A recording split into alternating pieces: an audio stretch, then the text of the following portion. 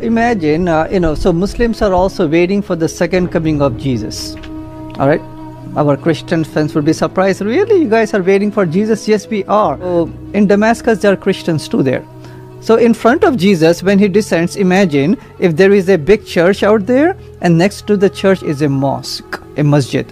And the masjid door is open, and the door of the church is open, and Jesus is standing in the front, and he can see inside the church. He can see inside the mosque. He can see people coming in the masjid and in the church. Now he has to decide, should he go in the church or should he go in the mosque? Where would he go, right? Assalamualaikum warahmatullahi wabarakatuh.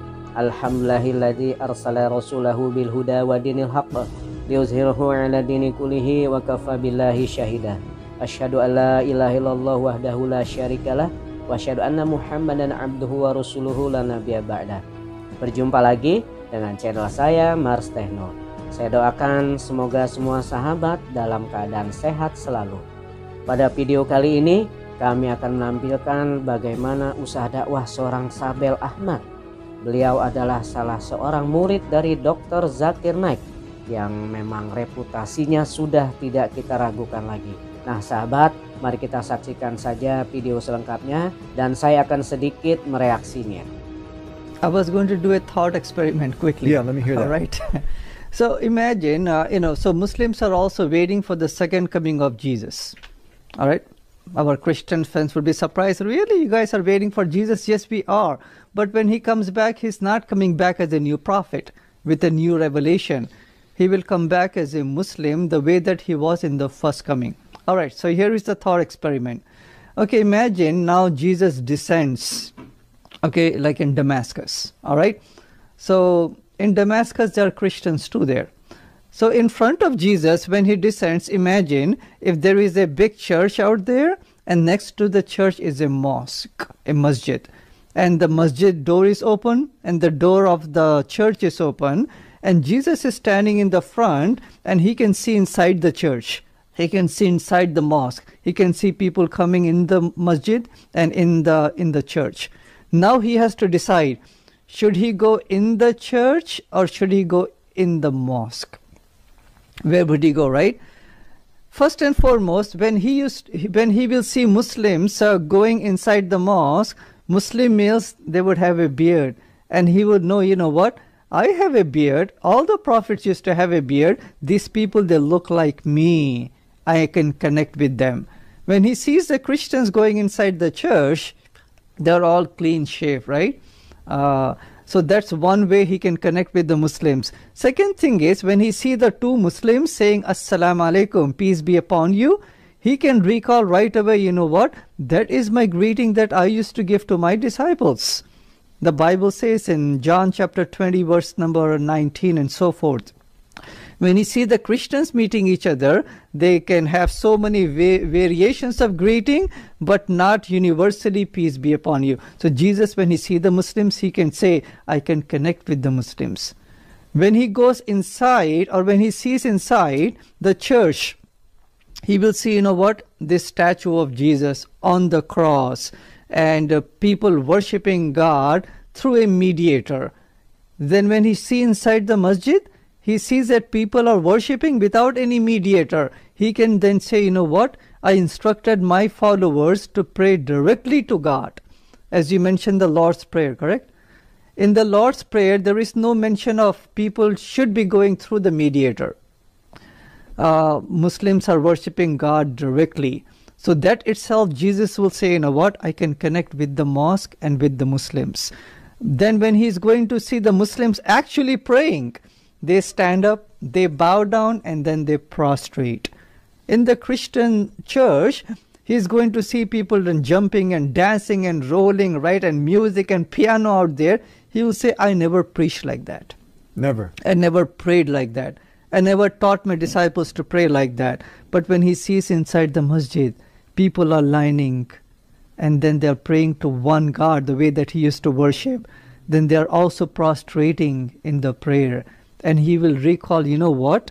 I used to pray exactly the same to my Creator. He will connect with the Muslims. Then imagine if it's the month of fasting. When he sees the people, they say that they are fasting like people of the church, but they were on the break time. Now they went and they are eating. All of them are eating, right? Then he will say, you know what, my fasting was never like that. Then when he sees the Muslims, they're not eating anything, not drinking anything, right? He will say, these are my people. When he used to say women going inside the masjid compared to women going inside the church, women in the church, as they go inside, they're not wearing any head covering usually. Women of the masjid, they're going inside hijab. They're dressed like his mother. Whatever you have on Google of his mother, she's wearing the hijab. They're not going into the mosque with miniskirts. Yeah. So then he will say, you know what? They are dressing like my mother, Mary, with the hijab, modesty, decency. He will say, you know what? These are my people. Then when he finds out, Christians are not circumcised, the Christian males, and then he finds out that Muslim males are circumcised. And Jesus, you will think, you know what? I was circumcised when I was young, 8 days of age, according to Matthew. He will say, these are my people. He was circumcised also. Yes, he was circumcised. That's a whole other question. God being circumcised doesn't make no sense. Different topic, right? Different topic, One day yeah. we can do that. Yeah. But the most important thing, Brother Eddie, when he sees inside the church compared to in the masjid, he will see, you know what? People are praying to Trinity. They are taking him to be God, Son of God, when he said, I'm only a prophet. But when he sees inside the masjid, steps inside the masjid, he will say, see, they're only worshipping the one creator.